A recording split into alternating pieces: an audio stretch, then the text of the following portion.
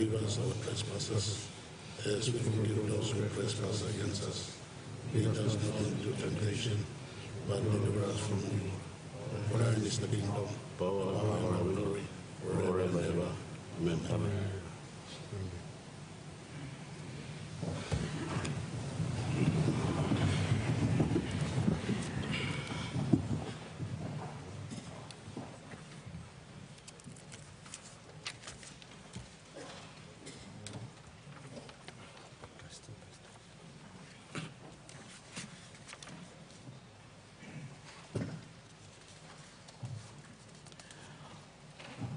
Honourable members, I have to inform the Parliament that the Permanent Parliamentary Committee on Broadcasting of Parliamentary Proceeding met and resolved that the National Broadcasting Corporation, television and radio would be allowed to broadcast and telecast live coverage of the whole Parliament proceeding as part of the community service obligation to the citizen and stakeholders, and also extend to other television and radio station if they wish to cover the proceeding for news purposes for the duration of this meeting.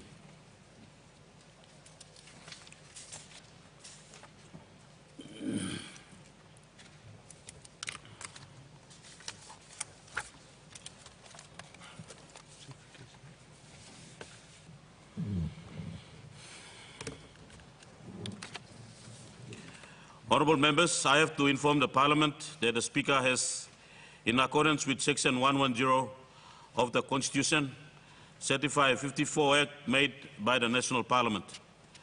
A list of these acts will appear in today's minute of proceedings.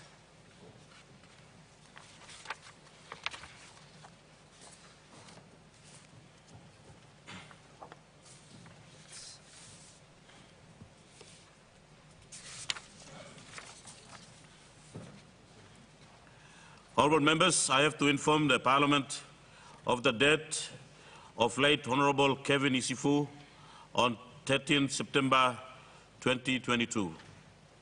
He was first elected as member for Wewak Open seat in the 10th National Parliament from 2017 to 2022 and re-elected in the election in the 11th National Parliament in 2022 for the same seat.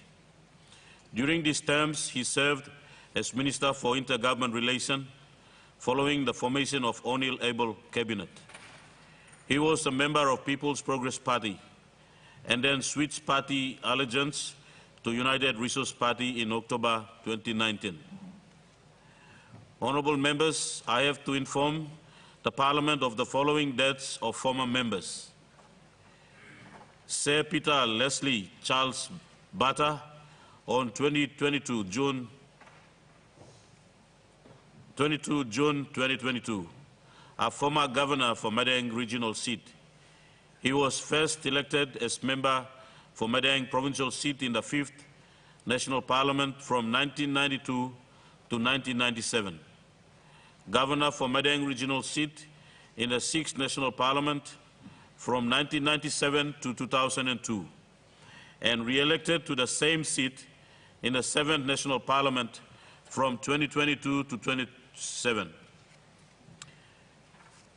During those terms, he served as Shadow Minister for Civil Aviation, Tourism, Environment and Conservation in August 1992, Minister for Health after the change of government in August 1994, Minister for Provincial Affairs and Local Level Government in June 1996, Minister for Intergovernment Relations and Bougainville Affairs on 13 June 2002, following the formation of Somare Marat government till 3rd April 2006.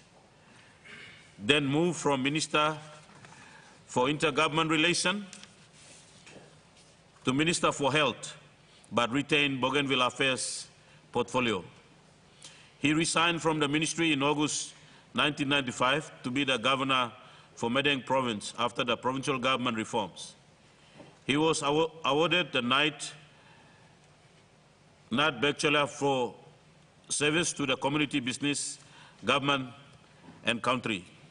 Nuyahona List 2001. He was member of the People's Progress Party in January 1993 and the National Alliance Party in 2002. Mr. Peter Utu Oresi, on 22 May 2022, a former member for Sohe Open Electorate in the 7th National Parliament from 2002 to 2007. During his term, he served as Minister for Correctional Services from 13 August 2022 to 18 May 2004. Following the formation of the Somare Maret government, he was a member of People's National Congress Party. As a mark of respect to the memory of the late honorable gentleman, I invite all honorable members to rise in their places.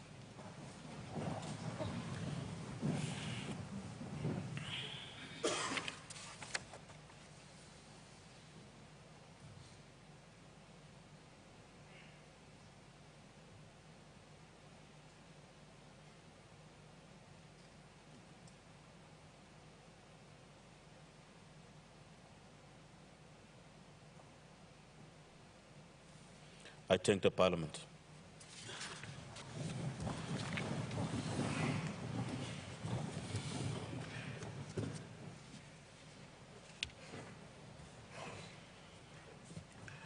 Petitions, notices, honourable members, question time.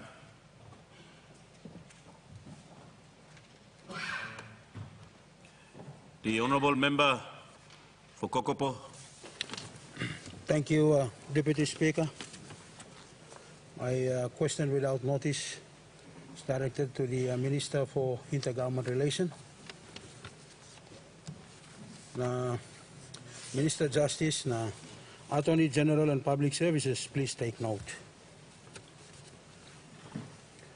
Recently, many of our ward councillors or ward members and officials were paid their allowances after 4 or to 5 months of waiting.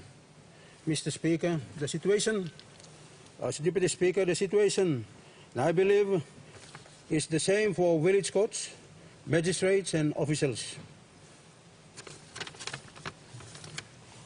Many of them complain, and we believe that yes, these very people, they played vital role helping us in the wards, the respective districts, along solving all problems inside along all communities, Blayumi.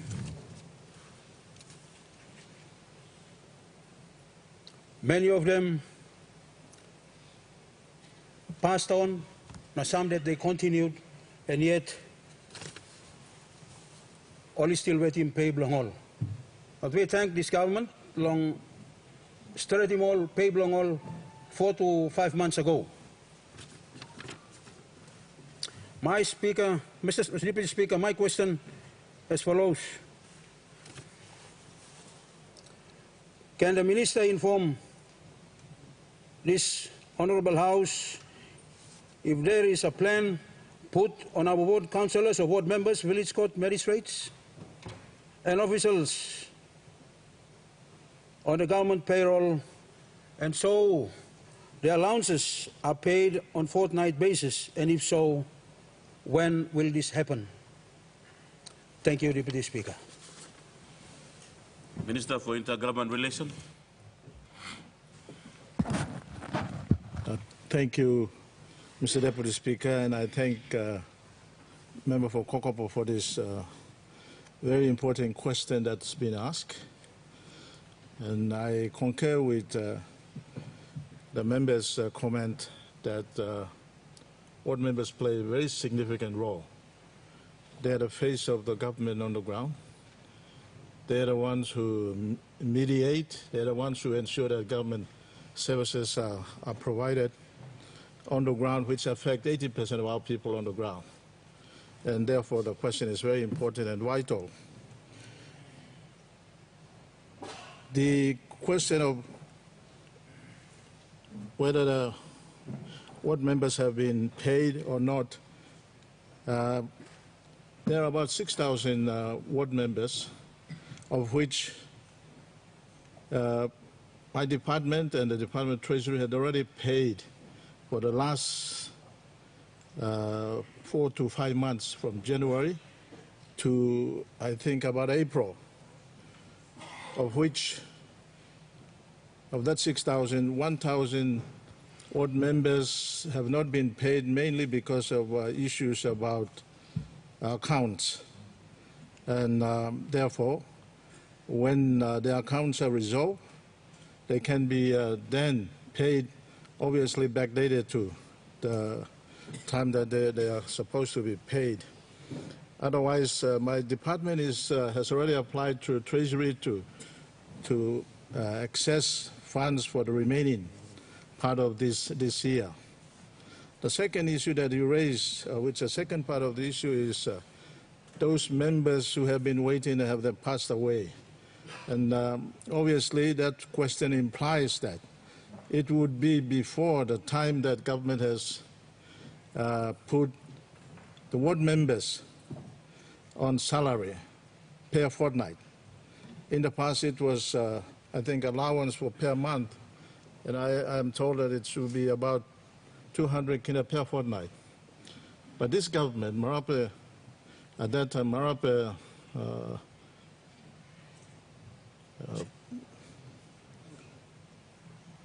Marape government recognized that there is importance and significance of these people, these officers who need to be compensated properly, and therefore they've been put on salaries. Now, coming back to the issue of ward members, sorry, the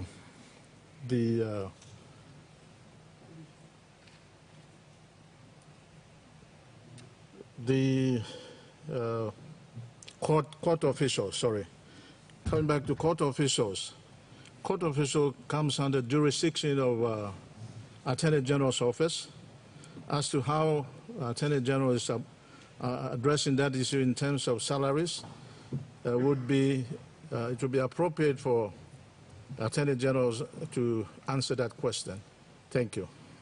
Thank you, Mr. Speaker. The Honourable Member for Nawai.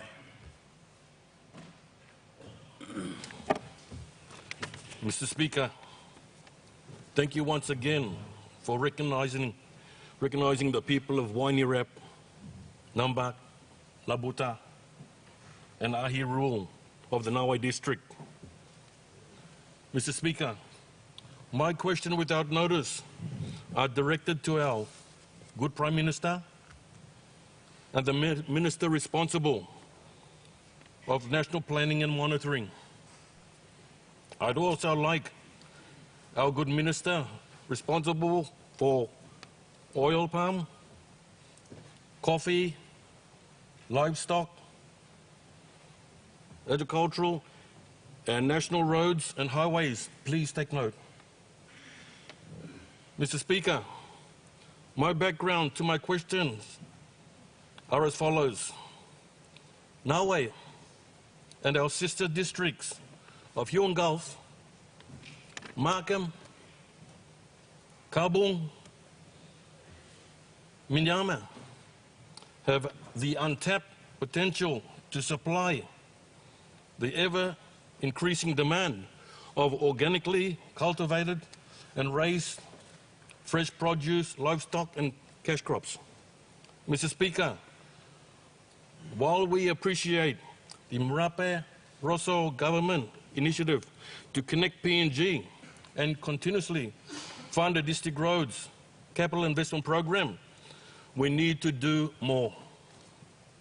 Mr. Speaker, my question to our good Prime Minister and ministers responsible for national planning and monitoring are, how can we better equip all our districts that have the potential of aggressively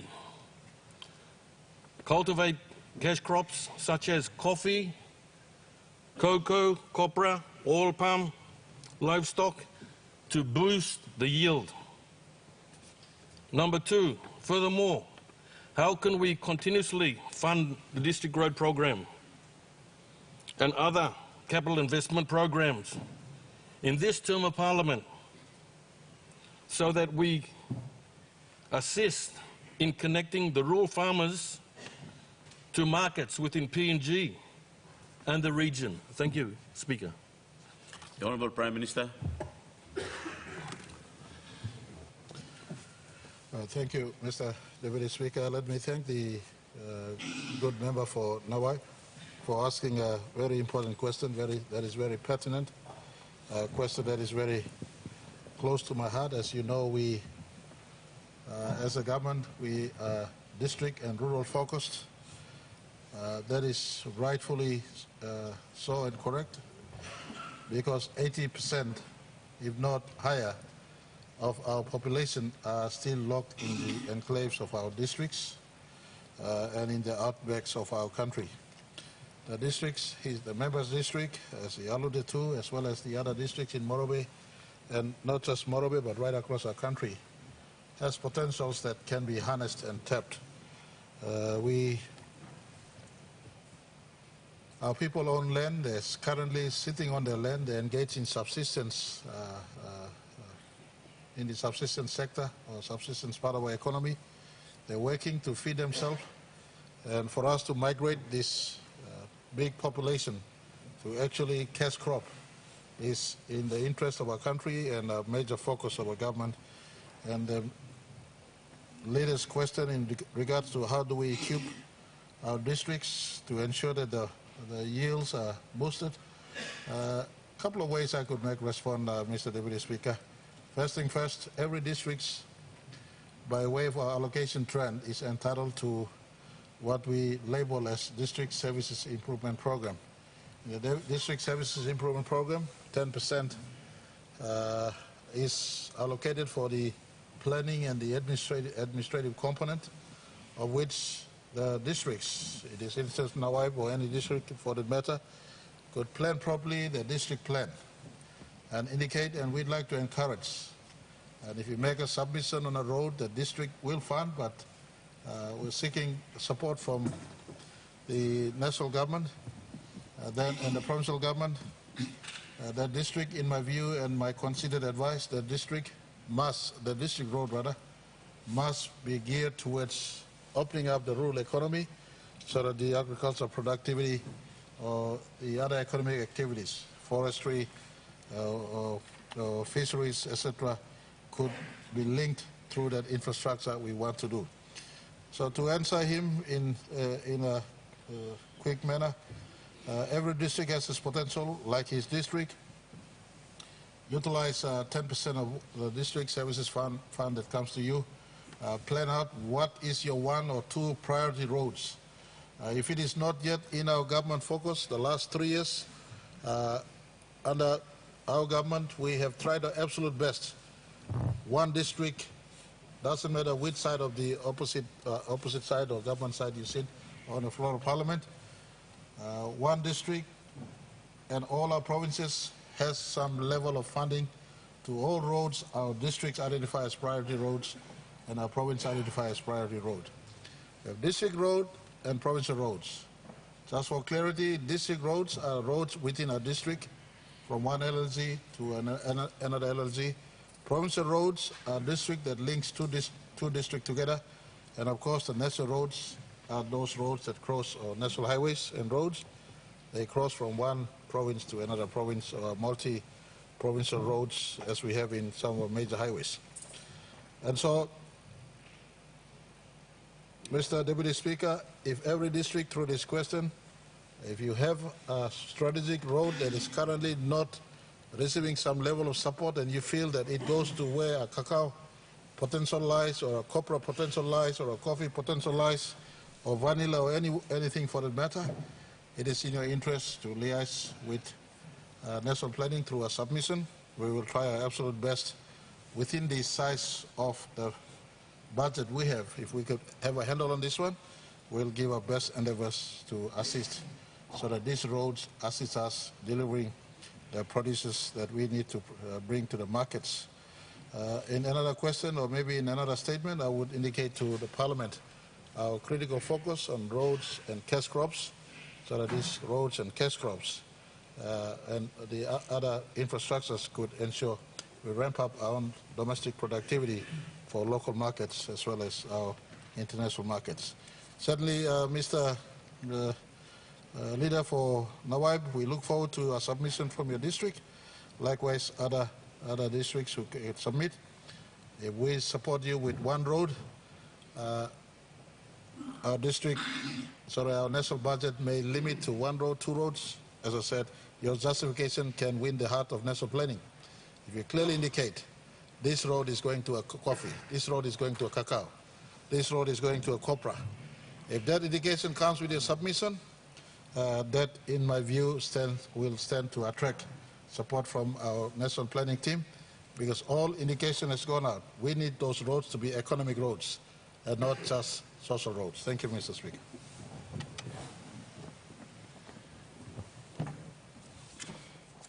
The Honourable Member for Hiri.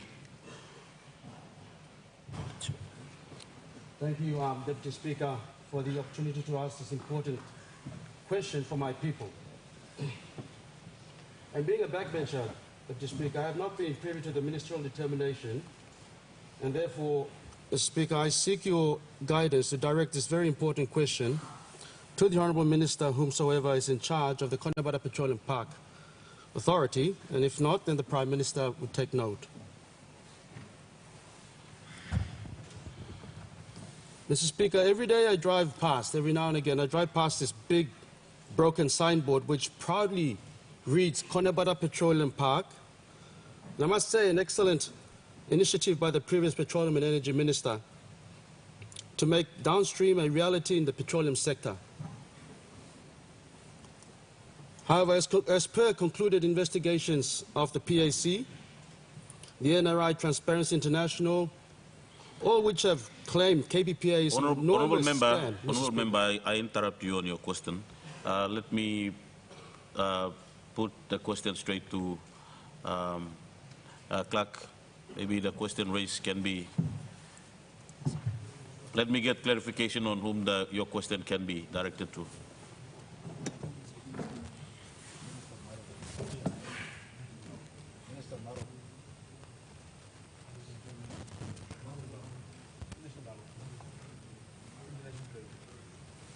Thank you. Honourable Member, your question will be directed to the Minister for Commerce and Industry. Thank you, Deputy Speaker. A question is therefore directed... Commerce and Trade. Minister for Trade. To the Minister for Trade. International Trade. International Trade. So as per the concluded investigations reports of the PAC, the NRI, Transparency International, all which have claimed KPPA was an enormous scam, Mr. Speaker, a sad but true reality of millions of kina of our people's money have lost. It has been lost through this scam. Deputy Speaker, it's not just any scam, but a big 23,000 hectare scam where individuals have become millionaires overnight by leasing land, or worse still, selling land illegally through direct exchange or share transfers, Deputy Speaker, to companies knitting clothes, selling fish, living in houses as residences while working elsewhere. Speaker, this is corruption right before our very eyes, right before the people of Hiri Koyari, right before Hiri West.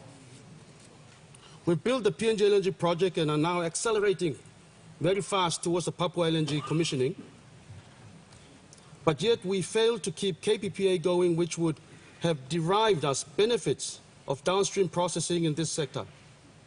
As the host electorate of this vision of our government, I intend to make this park a reality. Our petroleum industry expediting at an exponential rate, and our people deserve to gain benefits in the downstream sector. The downstream agenda is a flagship policy of the Mara Barroso government, and I would very much like to see this come to fruition. My questions are as follows, Mr. Deputy Speaker. Number one, what is the status of the KPPA today? Number two, the NEC decision number 15/2018 directed an investigation into this authority and specific instructions to ministers. Where is this report? I know our government is serious about fighting corruption. So I'll ask and will the Prime Minister to direct ICAC as its first task to investigate this entire authority, including all staff and anyone whom has rented or bought land. Direct ICAC to acquire the land, recoup all the money that has been spent on KPPA from these illegal millionaires. The people's money and people's resources. KPPA has also spent public monies equaling millions of kina on bogus projects which have nothing to do with petrochemical products. KPPA has illegally sold my people's land, Mr. Speaker, to individuals who have no petroleum knowledge. They are just individuals owning paper companies. The NEC Edition 15/2018 directed all land to be reacquired by the Minister for Lands and Fiscal Planning, and that was an immediate directive, Mr. Speaker, immediately. Can the Minister allow or answer what has happened to this very clear direction by the NEC? Mr. Speaker, my fourth question, and finally, concerning illegal operations of KPPA can go on and on. In order to resolve this issue and make KPPA a reality, there needs to be required a concise, clear direction and clear political will. I'll ask my Honourable and dear Prime Minister if we can give KPPA to the business arm of my district to manage and own for our people. It is rightfully in our district, and the vision and the will of our people rests as a custodian. I can assure the Prime Minister my district through its business arm will ensure KPPA has a 100% focused approach, who will ensure the ambits and the will of the white paper that gave rise to this KPPA legislation should come to fruition. That the downstream industry and petroleum sector for Papua New Guinea must see the light of day. It should be the vision of this government. Those, Deputy Speaker, are my quiet questions this afternoon. Thank you kindly. Minister for International Trade and Investment. Thank you, Deputy Speaker, and I'd like to thank the member for this very, very important question. Since being appointed Minister of the Connemara Petroleum Park, Mr. Speaker, I want to confirm that there was an investigation into the affairs of the petroleum park, and I can confirm that land has been sold all over the place. It has not served this purpose, and a lot of people have made a lot of money out of that park. I've now taken a submission to Cabinet to immediately appoint the board and management of the Special Economic Zone Authority to preside over the investigation and see what we can do and come back to Cabinet within 3 months on where the assets, is there any way we can repossess the land, what monies are left, what bills are outstanding, so we can inform Cabinet and make recommendations on the way forward. Mr. Speaker, I think it's important Parliament and the people of Papua New Guinea understand the real problems with the Connemara Petroleum Park. The problem started with the way we negotiated the initial PNG LNG agreement. In that agreement, there was no DMO. It's important the Parliament understands that. There was no provision made for gas to be used in the local domestic industry in the initial project agreement. We've had investors from Japan sitting and waiting to access gas from the PNG LNG project to process in the Connemara Petroleum Park. But the current owners of PNG LNG have not made any gas available because it was never in the agreement. So Connemara Petroleum Park from the word go was never going to serve its purpose when there was no provision made in the agreement for gas to be made available for a domestic petrochemical industry. This continues to frustrate investors for over 9 years, and it will continue to be a problem for us. There's no gas available. It was never in the agreement, Mr. Speaker. It is not, and it has never been made available. So yes, we are going to undertake a review and bring a submission to Cabinet, and Cabinet can then decide on which way to go forward. But unless we have access to cheap gas, you ain't going to have a petrochemical industry in Papua New Guinea. It is as simple as that, Mr. Speaker. Thank you, Mr. Speaker.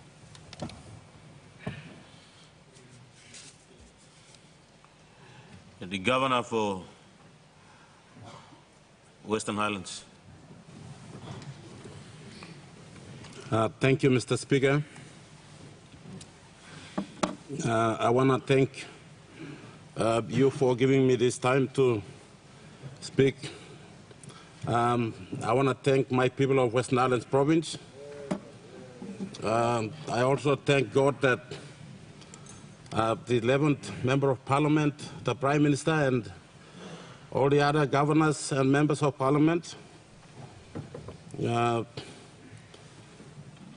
I wanted to ask a question without notice to the Honourable Member for Wabek, Minister for Health, the Honourable Tom Leonard. This is regarding the Mount Hagen Hospital. As you all know, we all leaders from the Highlands. Mount Hagen Hospital is one of the referral hospitals for all of us from the islands. Yeah.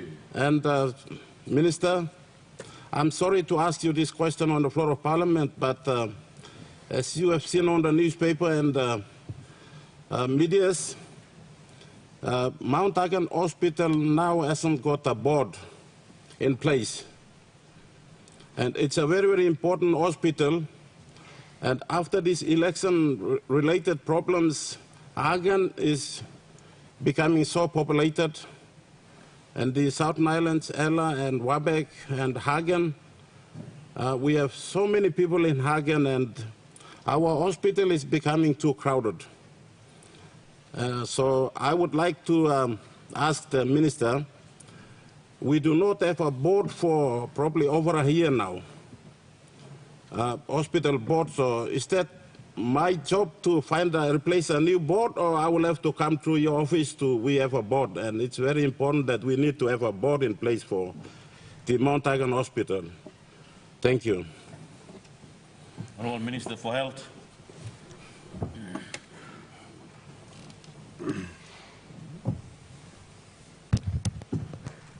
Thank you, Deputy Speaker.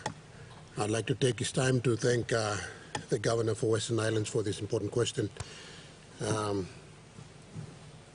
Let me agree with him in terms of the number of patients going down to Mount Hagen General Hospital. I think, as we all know, our population has actually grown over the last few years, and the capacity to taking patients at our hospital facilities is actually, let me say, it's actually going down now.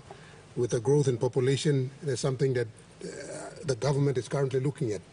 So I want to ask you, the Governor for Western Islands, I think it's within the plan of the national government to, let me say, build capacity at all our hospitals throughout the country. And I think Mount Hagen General Hospital is actually one of those hospitals listed. That's in regards to the comment he made earlier. But in regards to the new hospital, in regards to the hospital board, I think there's a process there.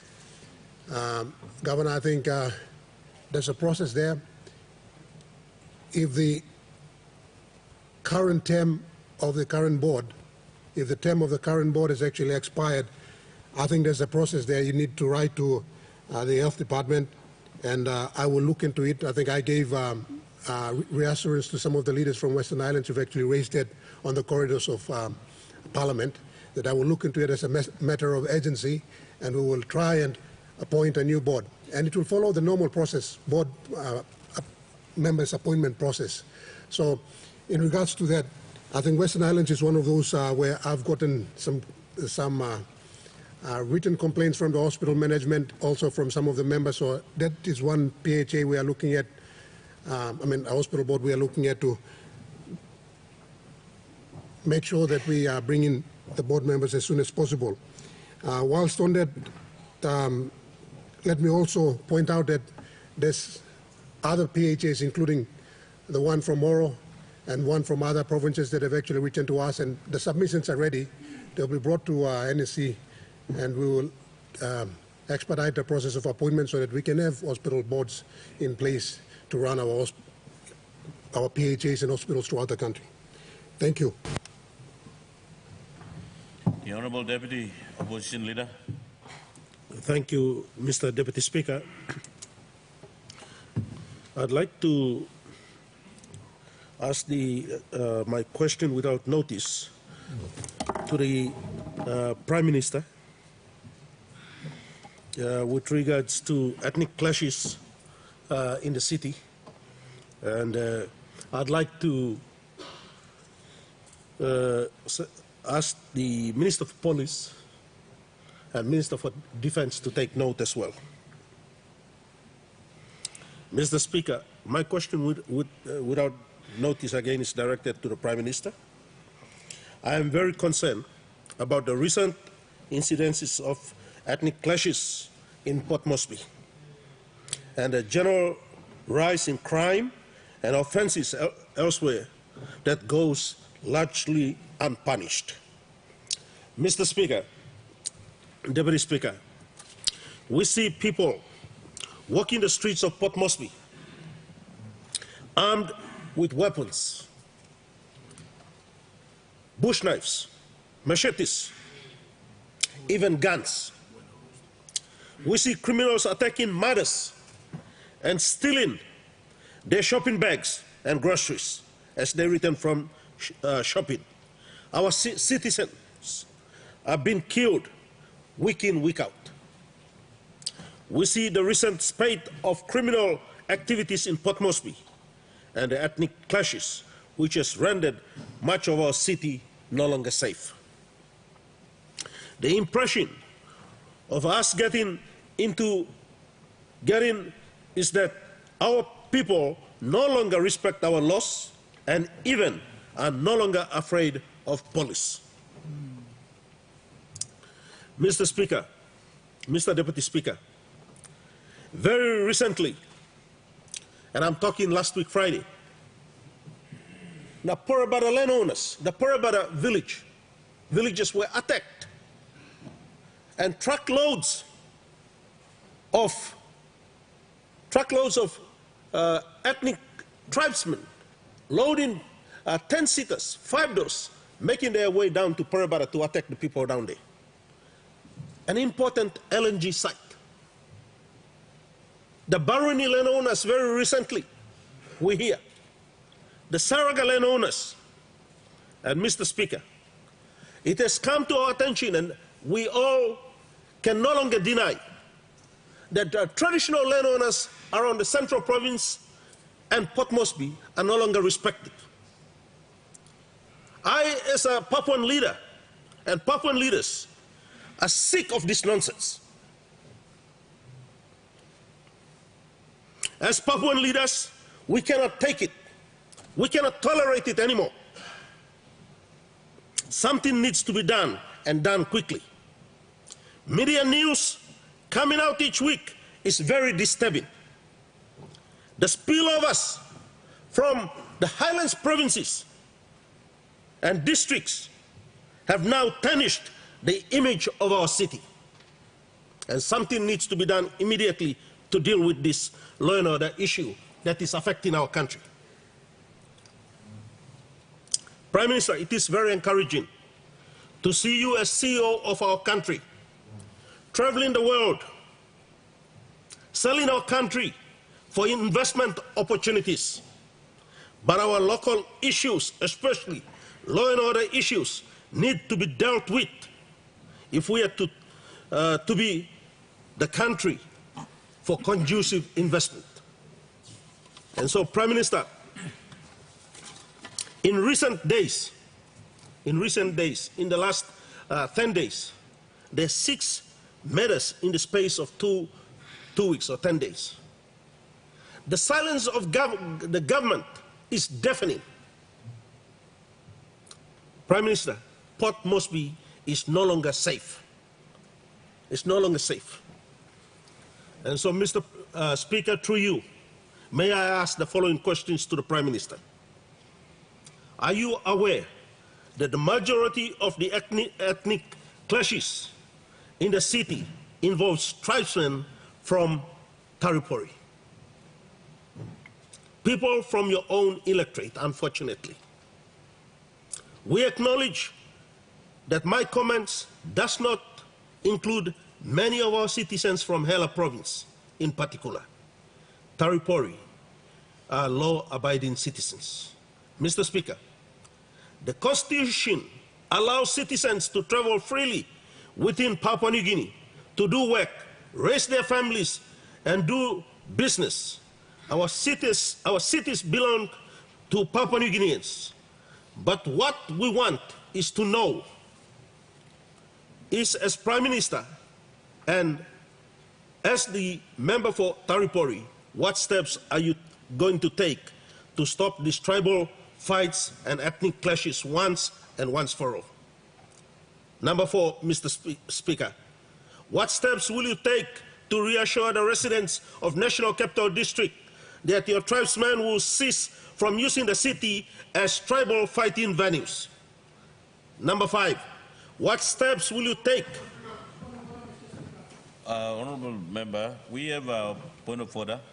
We have the member for Goroka who raised first to raise a point of order. So, can the deputy opposition leader rephrase his word and ask the Prime Minister with respect and do not use any tribal or certain tribes to describe this situation in Port Moresby? We understand the current situation. It's a very delicate situation, but can the Speaker rephrase his question, please? Honorable Member, Minister, your point of order is in order. I will ask the Deputy Opposition Leader to refrain from naming a particular tribe in a question. It might raise any, so I'll ask him to refrain from that and direct the question. Thank you. Mr. Deputy Speaker, that's why I rephrased and I used the word ethnic group, particularly. Number 5, what steps will you take to reassure our mothers and families who go shopping that they will not have their families who are going out shopping, that they will not have their groceries and bags snatched away? Mr. Speaker, number 6, what steps is your government taking to ensure all the buses and taxis respect and abide by the traffic rules? And number 7, finally, Mr. Speaker, can the Prime Minister outline his government's plan to address the general rise in crime and lawlessness in this country? Fear is an issue that is in the hearts of our people, especially in the city, and we need to assure our people, and especially the women, that they can trust the government with this issue pertaining to law and order issues. Thank you, Mr. Speaker. The Honorable Prime Minister. Thank you, Mr. Deputy Speaker. Let me thank the Deputy Opposition Leader for asking a very good question. In fact, a very important question. Safety in Port Moresby and safety in our country is in the interest of all of us in our economy. And I think the Deputy Opposition Leader has asked a very important question. Let me reply by firstly indicating that our government is very serious about law and order, as indicated in the manner in which we have restructured. We have restructured our portfolio. Minister that is responsible for the law and order sector. In fact, we brought in police and CIS under one minister. We named it the Internal Security Minister to ensure that the left and right hand of law enforcement and rehabilitation of those who are caught is made easier by one minister having an oversight. That is a clear indication to the country that we are very, very serious about law and order in this country. Whether it is Taripori, and I accept the fact that they got good opposition leader, deputy opposition leader has labeled Tari and Pori people in his raw, naked form. I take that labeling, but let me also say it is not all Taripori people who are engaged in these sort of activities in the city or in the country. The last time I went into Kiriwina good enough and traveled to a program that he hosted, he did inform me that you don't have only Taris up there, but we have also Tari-type people in his island. And lo and behold, some people wielding bush knives stepped out of the bush and they were trying to block us. So I do accept that maybe Taris are in the greater number in these labeling games, and we accept this one. I give you my assurance that not all my tribesmen are engaged in these activities, but that is not to say we cannot act on this sort of thing. I think the principle of the question is in order.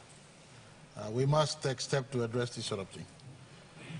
And let me answer him by asking this. We have lost that go to the moon and come back.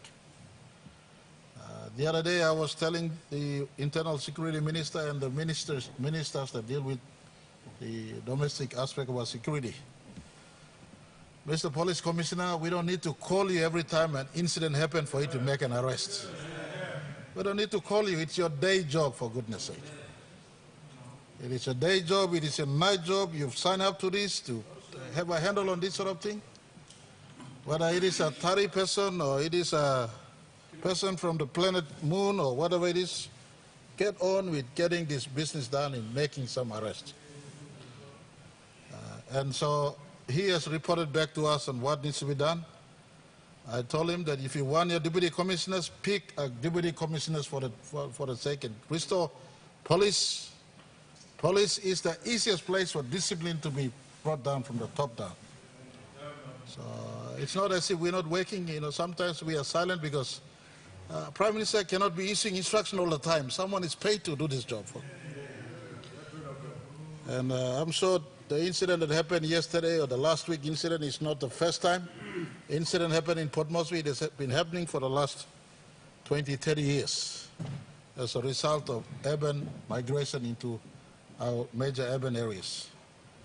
And so we are working. I give you assurance to, give assurance to the Deputy Opposition Leader who's asked this important question and to our country. We are very serious about addressing law and order.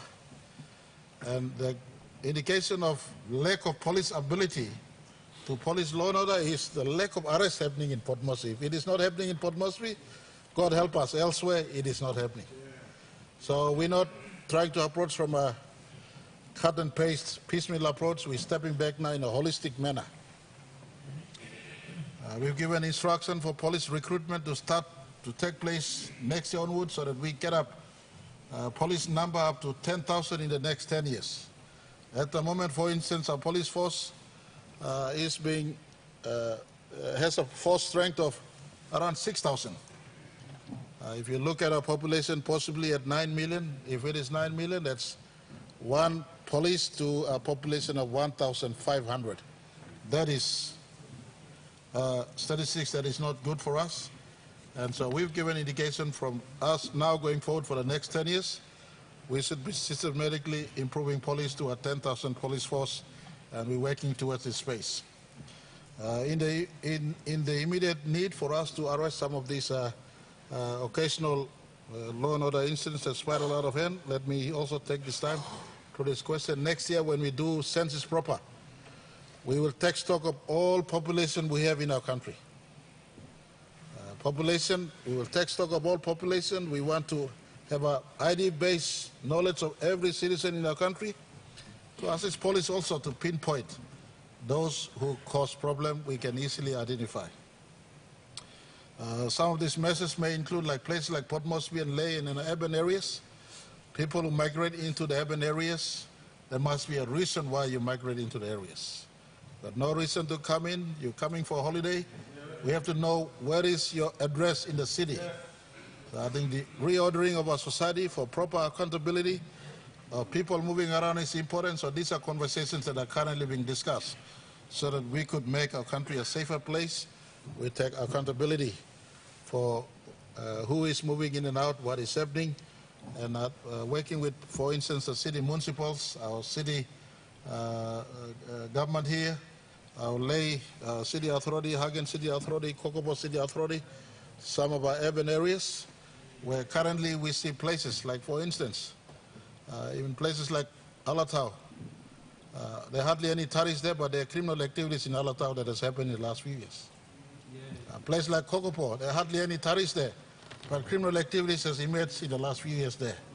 There is a bubble that is almost bursting. As this government, we want to put a serious pulses on this one and contain it, because many years in the past we were treating the police sector and law and justice sector on a piecemeal basis. As we come to budget proper next year, there'll be some serious allocation to police, especially geared towards police training and additional police. And the police minister or the internal security minister has already issued good instruction to the police commissioner. Basic police patrol, basic police discipline, basic police, calling police parade every Monday in police station across. And again, as I conclude, these are some things that we need to work in tandem, and police, through this question, the arrest of criminals is not the Prime Minister's responsibility. Prime Minister's responsibility is to appoint commissioners and deputy commissioners and give resources to police. It is those in those paid offices who need to step up and doing. If it is Prime Minister's tribesmen or Taripori men, or whatever for that matter, it mustn't stop police from doing their work to making arrests. Crime do happen. Crime do happen. It is police that must respond. For instance, we have gun law that we passed. Gun law passed already. One of the hardest law on the face of planet Earth, whether homemade or factory made, you have got gun, illegal gun, life imprisonment. I mean, my job to pass law has been passed already. It's someone's job to make the arrest now. I take this time to give assurance to the deputy opposition leader. I cannot control every Taripori. There are criminals also in Taripori as there are criminals elsewhere. But we will do our very best to order our society, starting with the census that will take place next year. And we want to know everyone by the end of the next 2-3 years. Everyone must have an ID card for you to vote, or for you to travel, for you to get any ticket, for you to open a bank account. We need to know who you are. We need to know your address. I think enough of sometimes allowing for too much space for people to move in and out. There must be some level of control and element in our public spaces so that we account for, and hopefully down the line, Tari is not blamed, but we pinpoint law as a lawbreaker as it happens. Thank you very much for this important question.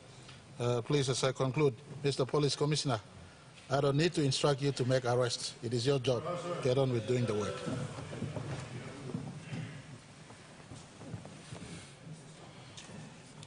The Honourable Member for Rabaul.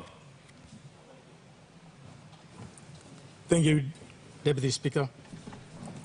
This is a question with notice to directed to the Minister for Lands.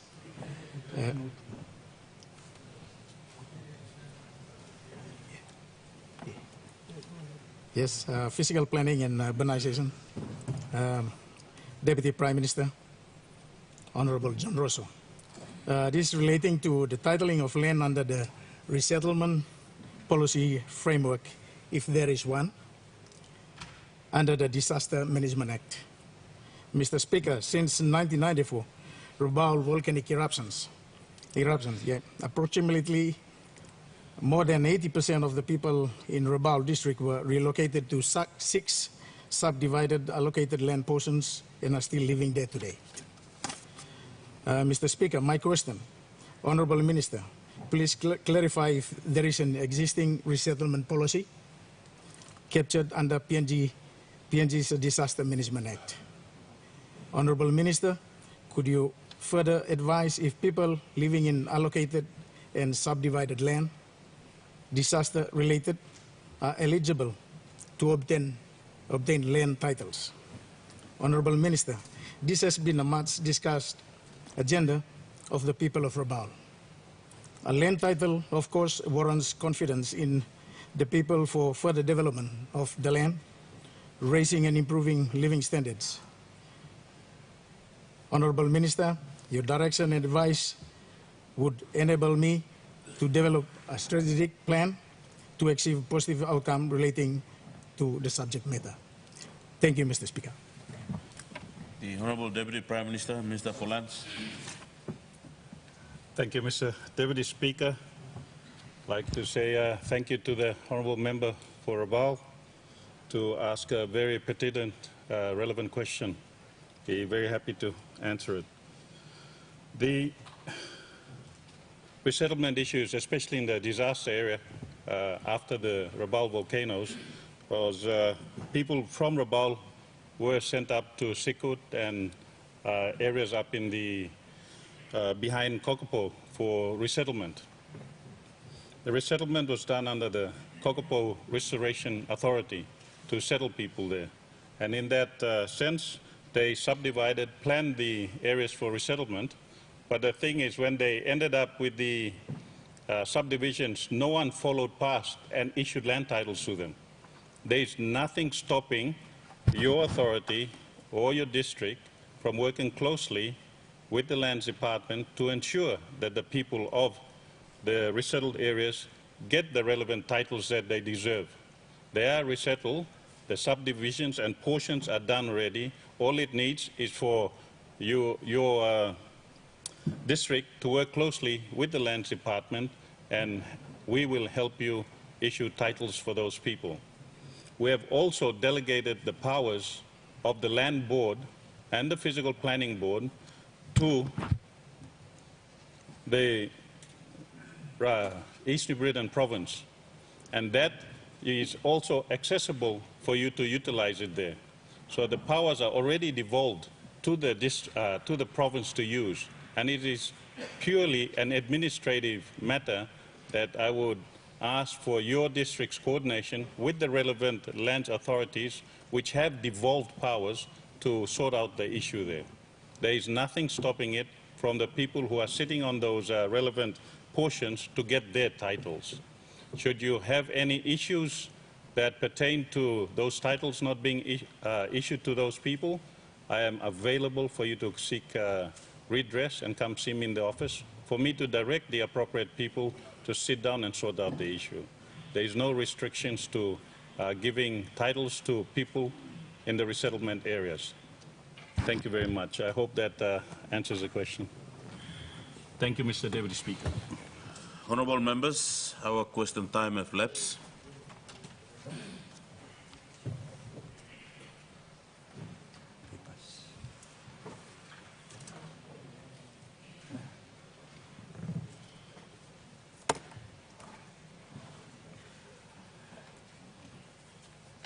The honourable members, pursuant to the statute, I present the report by the judges on the work of the National Judicial System 2021. Leader of Government Business. Mr. Acting Speaker, I move that Parliament take note of the papers and debate be adjourned to be made order of the day for a subsequent sitting. The question is that the motion be agreed to. Those in favour say aye. Aye. Those against say no. Ayes have it.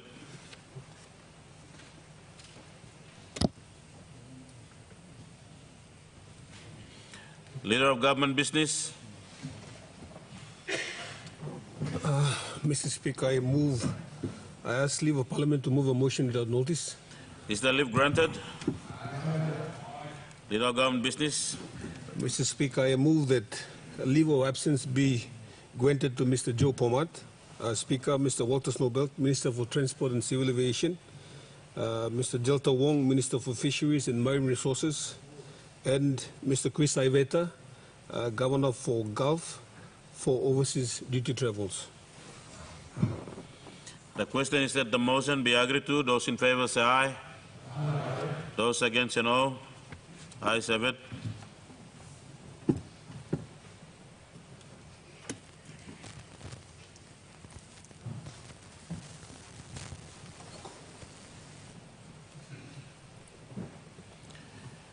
Ministerial statement. Minister for Public Service.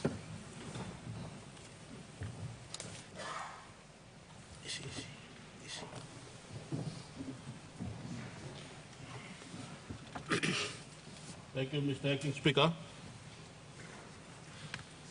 Before I proceed to my ministerial statement, I'd like to convey my condolences to the longest-serving provincial administrator of Enga Province, Mr.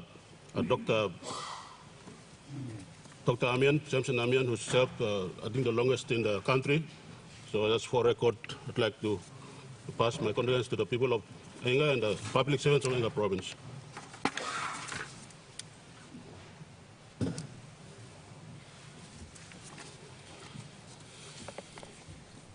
Mr. Acting Speaker, my statement will be titled "The Strengthening the Internal Systems and the Processes of Human Resource Management in the Public Service and Continued Public Sector Reforms for Effective Service Delivery." Thank you, Mr. Honorable Speaker, the Acting Speaker, for giving me the opportunity to deliver my statement to this Honorable House. Mr. Acting Speaker, I am truly humbled and privileged to present my first ever ministerial statement to this Honorable House in my capacity as the Minister for Public Service. In doing so, let me take this opportunity to convey my sincere appreciation to our nation's 9th Prime Minister, Honorable James Marape, for having confidence in me and in appointing me again as the Minister for Public Service. I wish to also acknowledge and thank my good people of Nuku for giving me the mandate to represent them again in this 11th Parliament. But above all, I owe everything to God Almighty, who receives all the glory and honor. Mr. Acting Speaker, let me at the outset assure this Honorable House and the people of Papua New Guinea that I have pledged myself to devote myself to continue making valuable contributions in this important yet challenging portfolio to achieve the government's aims and objectives in taking back Papua New Guinea under my public service ministerial determination. I will continue to serve from where I left off, focusing on the strategic direction contained in the Prime Minister's inauguration speech to the Parliament on 22nd August 2022, whilst maintaining policy continuity with special emphasis and focus on key priorities from the government that will enable effective service delivery. My main aim is to address those huge public sector costs by applying smart strategies to minimize cost and to get the public service to be effective and efficient in serving our people.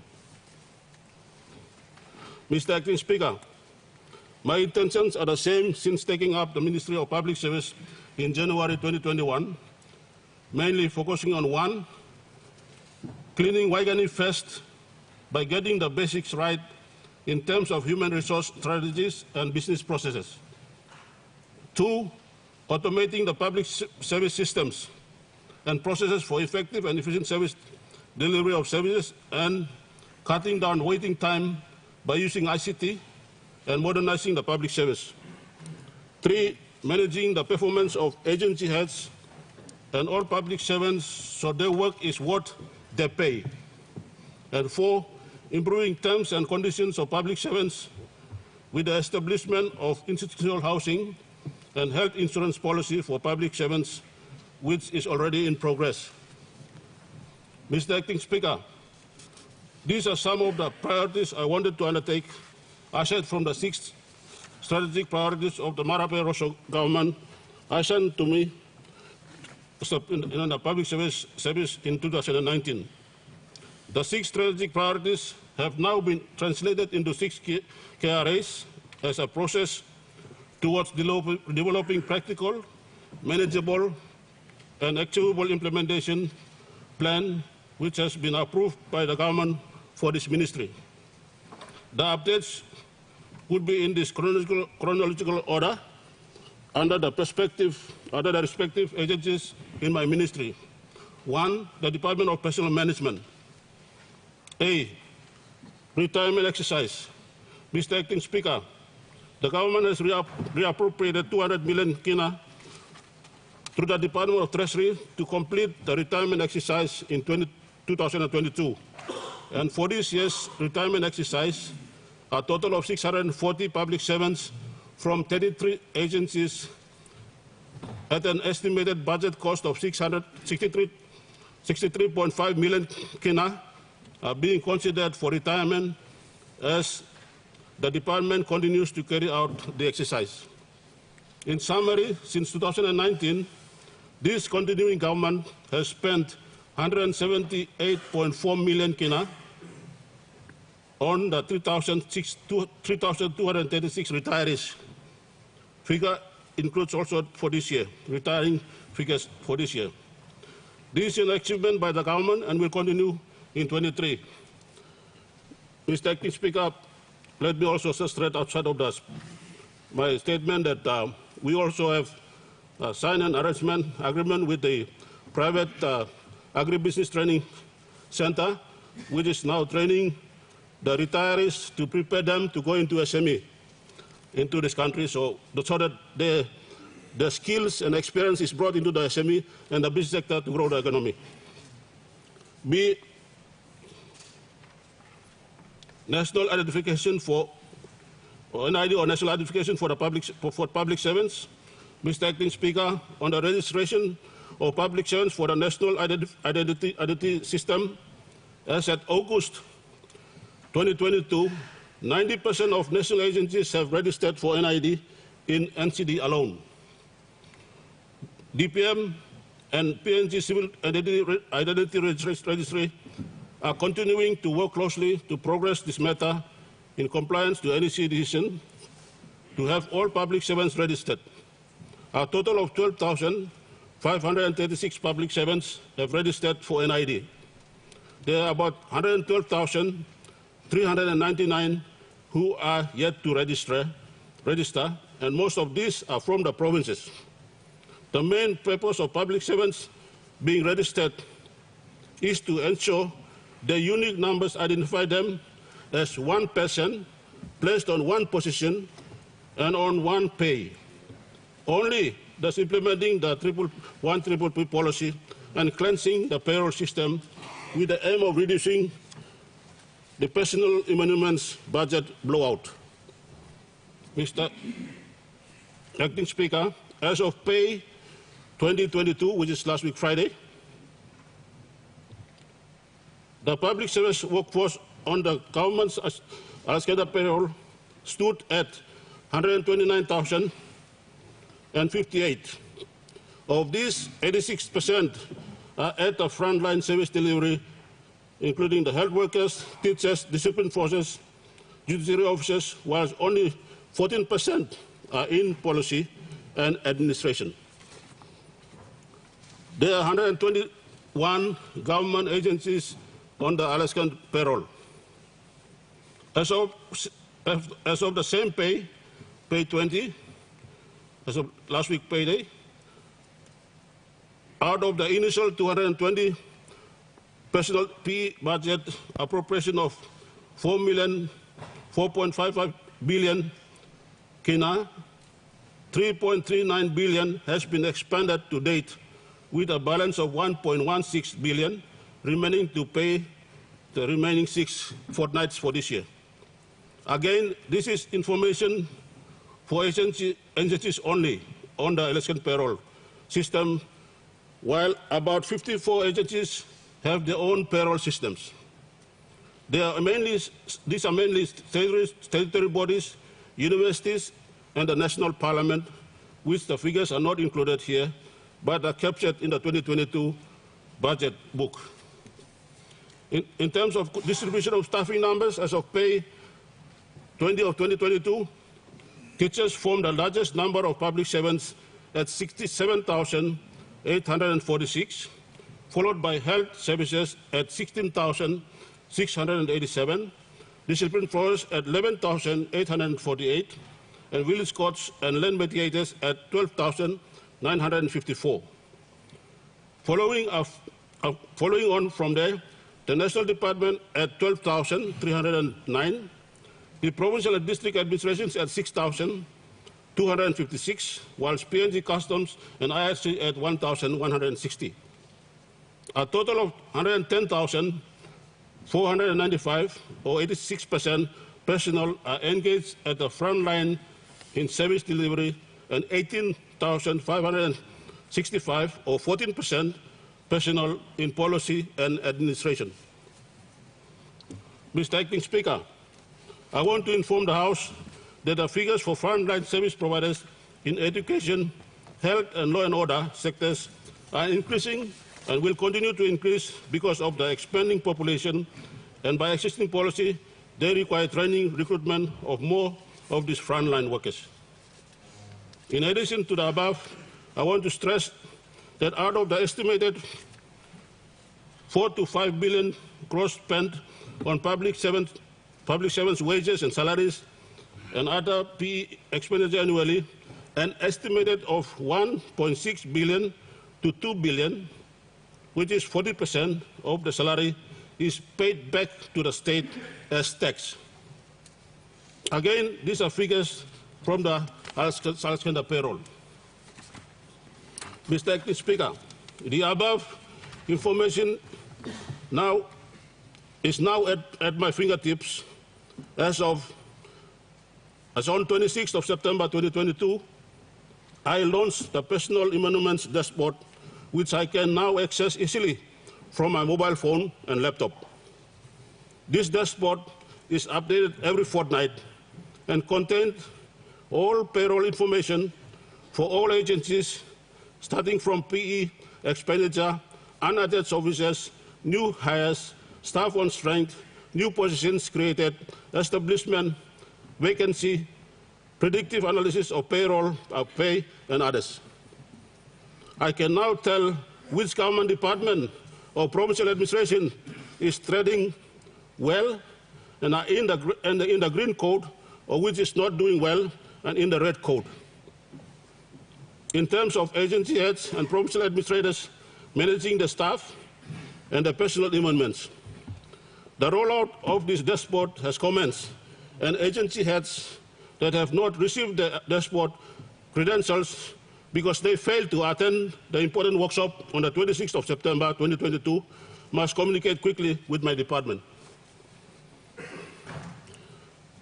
Before I go on, I also want to speak outside of the speech, Mr. Acting Speaker. This is very important that we have 121 government agencies, and all those government agencies are headed by a minister or a governor as a political head.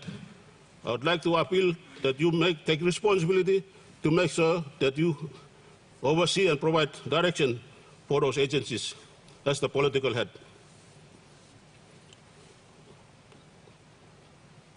Mr. Acting Speaker, on the public service housing front, NEC has approved the mobilization of the public service, modernization of the public service terms and conditions. On the public service housing front, NEC has approved the public-private partnership arrangement for International Finance Corporation, or IFC, to act as the facilitator between the state and the developer. Portion 1212 at Bomana was released by Correctional Services for Public Service Housing for housing development. The public service housing project was successfully launched on the 14th of September 2022 by the Honorable Deputy Prime Minister, Acting Prime Minister at the time, Honorable John Rosso, and construction will commence immediately. This land will cater for about 1,000 homes, which will accommodate for our public servants, especially those in the lower to middle income brackets. I want to inform this Honorable House also that NEC on the 14th of May 2022 has approved the National Medical and Life Insurance Policy for public servants and the establishment of the Public Service Board of Trustees to manage this policy. This is a major policy and is the first ever in the public service where we will see the state, through the public servants, own this policy and will benefit them in the long run and contribute to a proper welfare system. The establishment has commenced with the Investment Promotion Authority through the registrar, who has approved and certified the creation of the Public Service New Care Association. Funding is being sourced from Department of Treasury for the office set up, and this is anticipated to commence in 2023 for all public servants and leaders under the SRC Act. Mr. Acting Speaker, at this juncture, I also want to commend the Marape Rosso government for recognizing and rewarding our public servants in the allocation of 42 million kina in the recently passed 2022 supplementary budget, even through this tough economic situation. The PEA and the Department of Special Management on behalf of the state had signed a new 3% pay increase salary fixation agreement on 22nd of September 2022 for the period of 2020 to 2024, and the implementation by the Department of Finance is likely to commence soon. Mr. Acting Speaker, as we move into the future with the public sector reforms and continuous cost-saving approach, the Ministry for Public Service is guided by the 29 resolutions approved by NEC in 2020 on public sector and cost control measures, which I will work in collaboration with partnership with the Special Parliamentary Committee on Public Sector Reforms and Service Delivery to achieve our intended results, which is to deliver effective and efficient public services at minimal cost, whilst at the same time improving the performance of public servants by improving the systems and processes. Mr. Acting Speaker, on the legislative front, I want to thank the Parliament for passing the amendment to Section 55 of the Public Service Management Act on the resignation of public servants to contest the election, especially the increase in the notice period to resign before issue of writs from 6 months to 12 months, which will be implemented in the 2027 National General Election. Resignation period for public servants to contest by-elections would be left open, and re-entry into the civil service after losing the National General Elections by-elections would be after 5 years.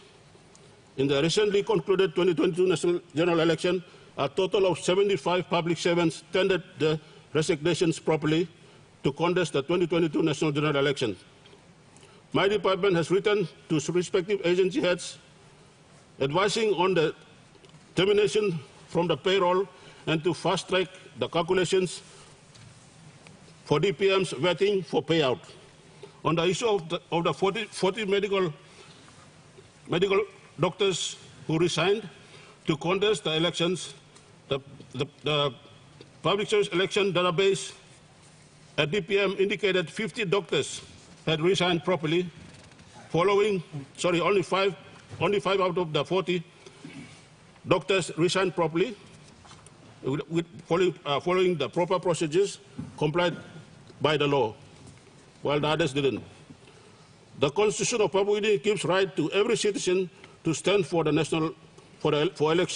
elections, respective of being a public servant. Therefore, public servants are eligible to contest the elections, but comply with provisions of law. The current law is clear that they are allowed to apply back to the public service after 5 years, following the normal selection and recruitment process. Mr. Acting Speaker, with many HR issues, my department is considering placement of DPM HR compliance managers in the department agencies, but more focus in the provinces and districts. The ministry and the department wants to make sure that all agency heads are held accountable for the exercise of their delegated HR powers when applying the general orders, so as to reduce large pay overruns resulting from misapplication of the general orders. Mr. Acting Speaker, I am pleased to inform this Parliament that since the launching of the first ever Public Service Human Resource Development Strategic Plan 2020 to 2050 on 24 June 2021 by the Prime Minister, work has commenced on developing key policies to address our ongoing public sector issues and formulating a roadmap to build a new generation of public service leaders, of which some of these policies have been mentioned earlier.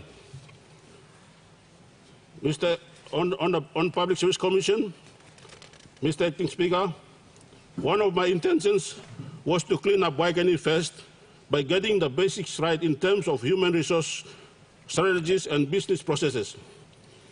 If we get the house in order in Waigani or in our respective organizations and ensure human resource is fully functional, there will be limited human resource issues and there will be less review cases with the Public Service Commission. There are approximately 403 cases of termination, suspension, or illegal sidelining of public servants, with most of these cases based on technical irregularities in the disciplinary process that agency heads or departmental heads, CEOs, and provincial administrators did not follow as per the process outlined in the general orders.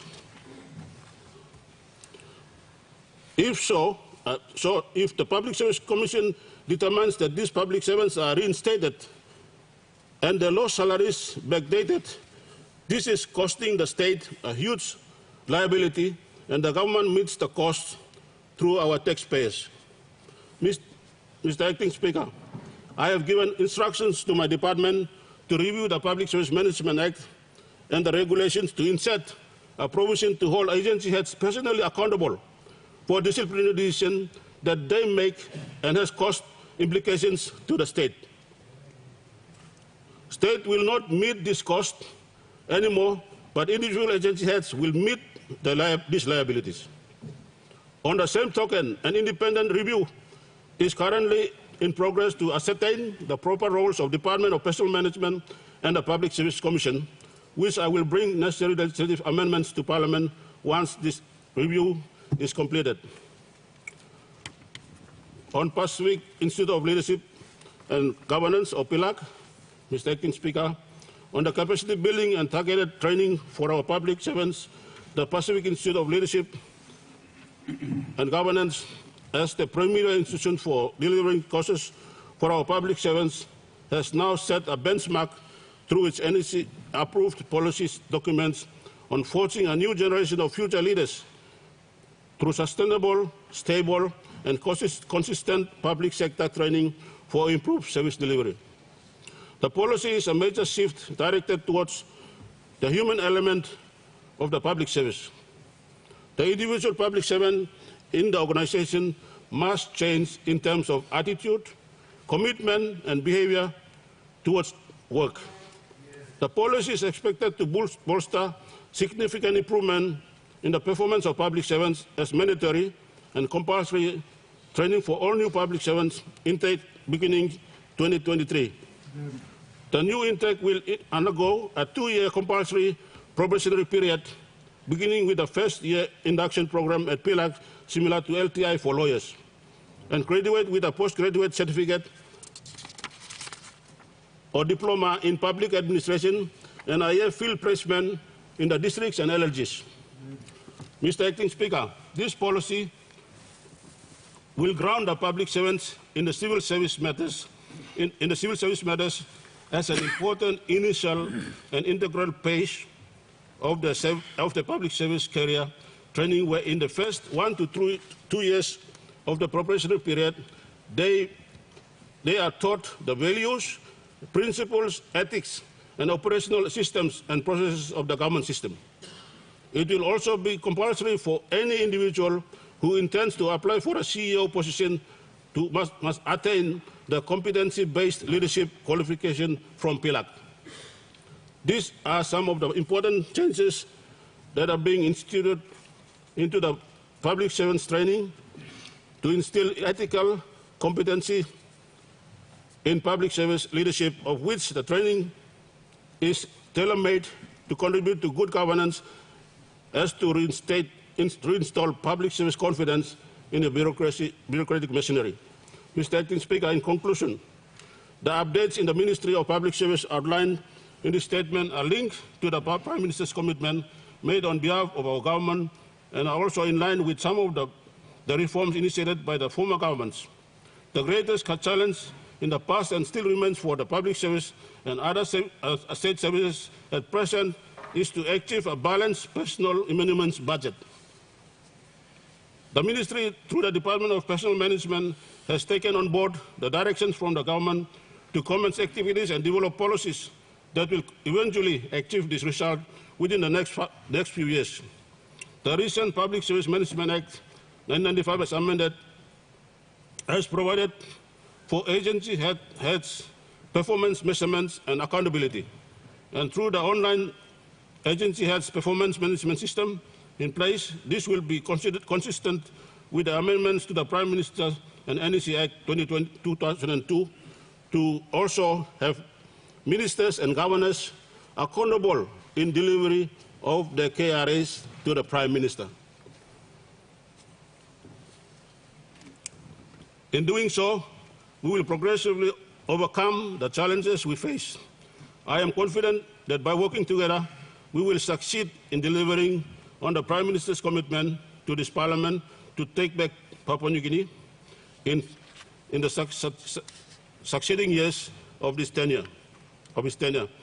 But central to this success are the performance-based political and bureaucratic partnerships that we are creating for the betterment of our country. Before I conclude, Mr. Acting Speaker, I'd like to also, on behalf of my Department of Personnel Management, point out to this Honourable House that the Department stands proud that one of its officers before is now the current Prime Minister of our country. I'd like to also end by commending the ministers before me, in the likes of Honourable Dr. Pukatemu, the member for Abau, the Honourable Elias Kapavoran, member for Pomio, and also the Honourable Saraoi, and member for Kikori. Thank you, and Minister for Intergovernmental Relations. Thank you again, Mr. Speaker, for giving me the opportunity to deliver my ministerial statement, and may God continue to bless Papua New Guinea. Thank you. The Honourable Member for Pomio. Thank you, the Acting Speaker. And I'd like to firstly acknowledge the paper by the statement by the Minister for Public Service, and I'd like to make a debate, please. Make your speech. To take note of the paper. Thank you, Acting Speaker. Firstly, it's really important. It's really good to see the Minister giving an update on what's happening in the DPM, Department of Personnel Management, the update and the progress that's been happening. I believe that firstly, I see an implementation of the corporate plan of 2019 to 2022, which when we were there, we launched this particular plan, and I thank the Minister and the Marape Rosa government for committing to implementing this particular plan. And I want to thank the Secretary for DPM and the team for making sure that they are guiding, or they are making sure that this plan is implemented by the current government, which the opposition fully supports. My few comments are firstly, with regard to, I commend the government for paying the retirees, the public servants who actually met their compulsory retirement age, and many of them were actually in the system and were paid for some time. It's really important to see that they are now being paid, and I see a figure of 3,226, total of them being paid, a total amount of 178 million kina. It's a commitment, and we'd like to fully commend the government for this. And plenty of Lokman only start before yet, only reaching retirement age blow, only Uglo start yet, only wait, low in time, only money. Now, maybe like Dr. Thank you through on behalf of the opposition side, we commend the government for this important measure. And I believe there are many more who are still in the system that need to be also paid through the same system as well. Second point, Blomi, Mr. Speaker, with regard to the performance management system for the departmental heads, it's one of the area that I was actually vocal about, so that we can continue to appoint people into the respective positions, but it's a totally different thing altogether to actually see whether they're performing or not. And I'm thank you through, or simply making me at the step. We have a system in place to assess the performance of public servants, and we'd like to see that the point to see, or to make sure that they comment the public servants who do not perform or who continue to score a 3 out of 5 despite several assessments being done. There's a comment there that says that they must be terminated for non-performance. And I believe that we can do this. If we can tighten up some of the systems, I believe that we can continue to see improvement in the public service machineries. Another point, Lomi, I see that the personal emoluments, it would be really good today to see a report on the agencies that are complying or they are meeting or they are actually expanding within their personal emoluments targets for budgets. Now, some law agencies were only no work long, only work laboratory mark. If you can actually see that kind of list, one in department where work law stop inside, now work long meeting all target law personal emoluments every fortnight. Now one of all departments where only work laboratory mark and one of all penalties by department by making long haul. I believe these are some of the things that we can actually see. So we keep a track and a track of this continuous explosion of the public sector personal emoluments that my chairman, the Public Sector Reform Commission, the Public Sector Reform and Service Delivery chairman, Honorable Gary Chufa, continues to talk about, and we continue to see this as an important thing that we need to do. I support the minister's comment with regard to the increasing need for workers in the health sector and the education sector. There's more demand out there. When we see a lot of more health facilities constructed, you will see that plenty of requests will come through low DPM, long approval, more structures, long all. And one of them is Pomio District Hospital that is under construction. And there's a approved structure already by DPM. Now I'm on long all way by legal secret funding. And our treasurer, I sit down and stop, me asking appeal legal treasurer, the community sala funds. Today, me want them, the good Minister for Health, we went to see the new cancer facility at the PMCH, and they're also requesting for some staff also state-of-art cancer facility next year. Now, I believe also Minister Baxim report will come this week or sometimes this week. We can also discuss that and make sure that the government make a commitment to fund these important services with regard to health sector in our country. Mr. Speaker, thank you, Minister. Today, also we got welfare, health and safety now, all public servants. It has been a concern. It is also an implementation of the corporate plan for 2019 to 2022 DPM corporate plan. And something where plenty public servants will contribute every fortnight, but many of them are actually sick in the hospitals. And it is an important intervention, and we look forward to making cities become materialized quickly and looking like a map. Mr. Speaker, lastly, point for me, something the area that I want to give my view and which actually not fully supporting the minister is when the Section 45 Public Service Management Act was presented to Parliament last year. That public servant who started like contesting elections almost resigned 12 months early. Now started losing election by must stop out 5 years past time. Now behind Bauli can join him can or apply again public service. Mr. Deputy Speaker, sorry, the acting speaker, this is point as all, me no amas longen. Me no amas longen, I'm asking can minister in up only look longen again. I make an amendment plan again. There's about 70 public servants.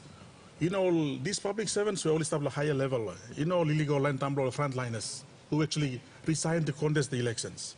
Many of them have gone through many qualifications, and these are our most experienced public servants. Some belong all lecturers, belong all universities or tertiary institutions, which I actually got some calls from them. They need to go back.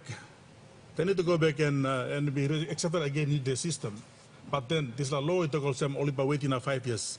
I don't think this can continue to go on. Now, I believe also can the minister and the government review on this Section 55. Long no can put him, no can align public servants like come again the system or come a public servant again. Review again so that law is become flexible. They can join the public service whenever there is a position that is vacant or available, not only apply and get the position through a merit-based selection process and give him again. And that's all me no amas longen. I give my negative view on that. Na me ask him also enough minister na government only look again Section 55 of the amended Public Service Management Act. Na making the decision again na rousing so that public servants can revert what was happening in the past. Only successful, unsuccessful elections. Whenever time there's a position where applicable long all, they can always apply and reconsider back into some of these positions. And that's all me like making sa tinti longen, plenty all health, line health, and all doctors to apply. Some of them only will finding work staff, while our sick blowing me all finding workman the work staff, plenty troll staff na me asking myself, Kula Minister, you're doing a lot of good things. And I believe that considering this many of the public servants who have been gone through that particular experience and getting a lot of qualifications and a lot of funding support given to them, some reviews can be done so that we consider these public servants back into the system. Thank you, Mr. Speaker, and I thank you to the Minister. Continue to work you make the public service by me. Thank you. The Honourable Governor from Morobe. Mr. Deputy Speaker, first of all, I thank you for giving me the leave to speak on this very important paper. Secondly, I'd like to thank the Minister for Public Service for providing the statement for the Department to this Parliament for Parliament's consumption and Parliament's suggestion. Mr. Minister, I'd like to thank you. At this point in time, I want to thank you. There are two things that you've done which I want to commend you and the department. First of all, establishing the insurance policy and implementing it for the public service. Many public service, and as we know, we Papua New Guineans, when we work, when we get fortnight, that fortnight belongs to the tribe. That fortnight belongs to the tribe. That fortnight does not belong to that person who's working tirelessly throughout the week or fortnight. That money belongs to the family. So when the family is in trouble, in need of something, they will only resort to their relatives who are working, either in the company or in the private sector. So at the end of the day, on Friday, that money is exhausted. Fortnight Friday, the money is fully exhausted. By the time it comes on Monday, the public servants, although they get a large sum of money, they go out and seek the people who are giving out loans. Some are illegal loans that they are giving out, but it doesn't matter. To sustain their life, they go and get the loan. And they live a life of loan in this country. And by the time the public servant concerned is sick or receive an injury or whatever, and he requires to go and get the medication, then he needs money to go and get the medication. At a point in time, he would have no money because, for the reasons I have already said. Therefore, Mr. Minister, by establishing the insurance company and implementing it, there is the insurance coverage for those people who get a sickness or get injury during the course of their employment. Secondly, so when they die, and they have even they got plenty of money, they receive 2,000 or half, but when they die, they virtually have no money in the bank to look after the funeral expenses and all of those things. And that is an undisputable fact of Papua New Guinea. Undisputable fact. And therefore, the Minister, the initiative is excellent. And I want to commend you and the department for establishing or coming up with that policy and making sure that that policy is implemented for the public servant. I commend you, Mr. Minister. Secondly, I want to commend you for the increase of the public servants. As we know in this country, there is a kina devaluation. Our kina's value is very bad compared to other kina and other dollars, other money in the world. And every day, there is an increase in price of all the goods that we have to purchase and consume. And there's no mercy for Papua New Guinea public servant in the circumstance that I have stated earlier. And with the pay continue to remain the same, Mr. Deputy Speaker, the public servants suffer. They have a big pressure for maintaining not just the immediate family, but the extended family or tribe family. Therefore, Mr. Minister, for your department to come up with an increase of salary, you have my commendation, unreserved commendation to you. Mr. Minister, in relation to the retrenchment, I commend you, Mr. Minister. I commend you. I speak as a 13 years former public servant. I became a member of parliament, so 15 years, I'm here for my 20 years, but I served 13 years as a public servant. A royal one, a committed one, public servant, without a doubt. I served. And Mr. Deputy Speaker, for the retrenchment of the public service, I want to say, and I've emphasized the fact that public service are professional people. They're not just Tom, Dick, and Harry from the street picked to go and work in the public service. They're highly qualified. These days, most of them qualified from the university institution or highly intellectual institute. They qualify. They come out there with merits, intellectual people, Mr. Speaker. And therefore, we must treat them with respect. And I fully endorse the statement by the opposition spokesman there on the quality of public servants that we have in this country. And therefore, Mr. Speaker, we must treat the public servants with respect. And public servants are human beings. They're human beings. They're bound to live for a certain number of years and they're going to die. They're going to get old, like myself now, but I'm not too old to be here, Mr. Speaker. But the fact of the matter is they're getting old, they're getting slack. With due respect to them, they got to retire. And I think there's so many university students who are coming out unemployed today, colleges, finishing up from colleges unemployed today. They're roaming the street, causing trouble. The muscles there, muscle kilimolia. And they can't get a job because they have no employment. And therefore, Mr. Speaker, they're causing troubles. We have to recruit those people. We have to retrench them, respectfully retrench them, and then make sure that those fellows who are coming from the college and university, they must be employed. So we have energetic, competent, intelligent, young public servants taking place, coming in, working. We're going to keep the old ones there with due respect to them. They contributed.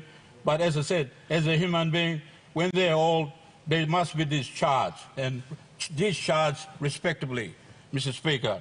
So I say that we have to do more retrenchment in this country, more appropriation of money so that we do more retrenchment in this country and more recruitment for those fellows who are coming from the intellectual school of learning who are unemployed today, Mr. Speaker. Another thing I want to commend you, Mr. Minister, is you're looking at the housings for the public servant. These are not a bunch of birds or animals. They're going to sleep there, you can mistreat them, and then at the end of the day, they come and work out. Like your dog, when you don't give him food, you don't treat him well, but you say, hey, whiskey, and by tell blowing by fire up they come here. Public servants are not like that. Public servants are human beings, intelligent human beings. They have integrity. We have to respect them. We have to provide accommodations for public servants. Why not in this country? We don't play games with the public servants. Public servants are the ones who are implementing the policy of the politicians. They're the one. They're the one, and we have to look after them. And I thank you, Mr. Minister. You're doing a good job there. And in relation to the public servant, and may I extend it to the disciplinary forces, Mr. Speaker, disciplinary forces must be formidable forces in this country. They must be formidable forces. They are the pride of this country. When the army stands out, when the police stands out, when the discipline stands out, when the people see them, they stand out in a very formidable fashion, the pride of this nation is restored. If we don't have the disciplinary forces stand out formidably in the eyes of this country and in the eyes of the international community, our reputation, our pride is not in order. And we have to improve the disciplinary forces. Mr. Prime Minister, with respect, I heard you. We're making more money from gold, with more money. The Mr. Treasurer had declared last time we made almost 980 million kina. We made that money, apart from paying the loan, as I said it last time.